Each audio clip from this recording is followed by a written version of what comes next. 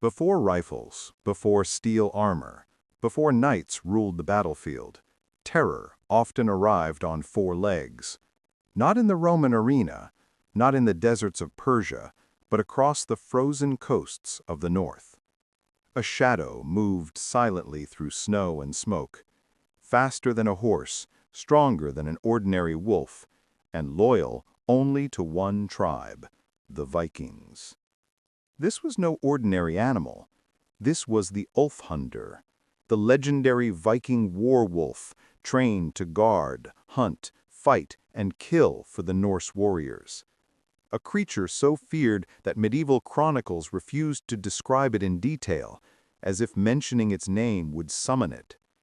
Most people today don't even know this beast existed, but the warriors of the North, they remembered it. To understand how the Ulfhundr became one of the most feared animals of the Viking Age, we need to travel back not to Rome, but to the cold forests of Scandinavia, where wolves were more than predators. They were symbols. They were sacred. They were the children of Fenrir, the giant wolf destined to kill Odin in Ragnarok. But the Ulfhundr was not a myth. It was real.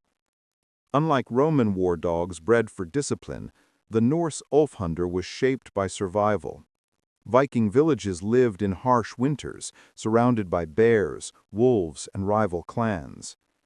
An animal that could track a scent for miles, fight alongside warriors, and guard settlements during endless polar nights was priceless. So the Vikings captured wolf pups, bred them with large Nordic hunting dogs, and created something unique. A wolf-dog hybrid with the intelligence of a dog and the raw power of a wild predator. Standing nearly 70 centimeters tall, weighing up to 45 kilograms, the Ulfhundr had thick fur, a narrow skull, and eyes that seemed to glow in low light.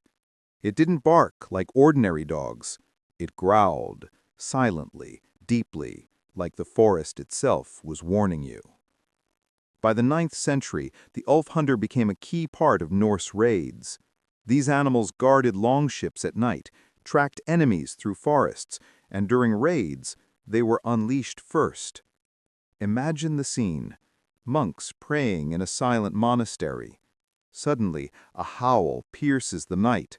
Then shadows leap over the walls, snarling with Viking warriors right behind them.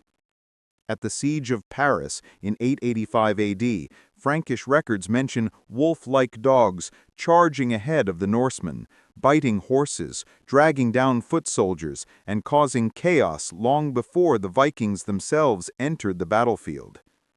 Unlike many medieval armies, the Vikings didn't use animals as disposable weapons.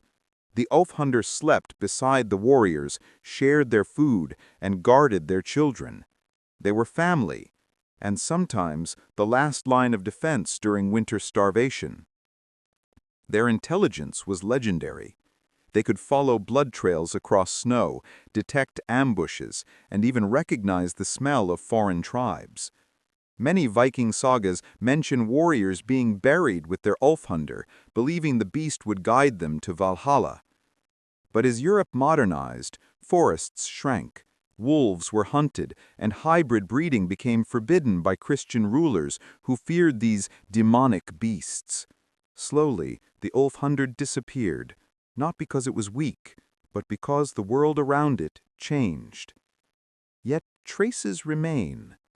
Modern wolf dogs, northern breeds like the Tamaskin and Saarloos wolf dog, they all carry a piece of that ancient Viking bloodline.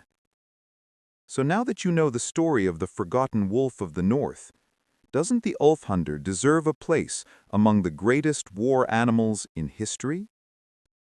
If you enjoyed this story, leave a like, subscribe to the channel, and as the Vikings would say, may the Allfather guide your path.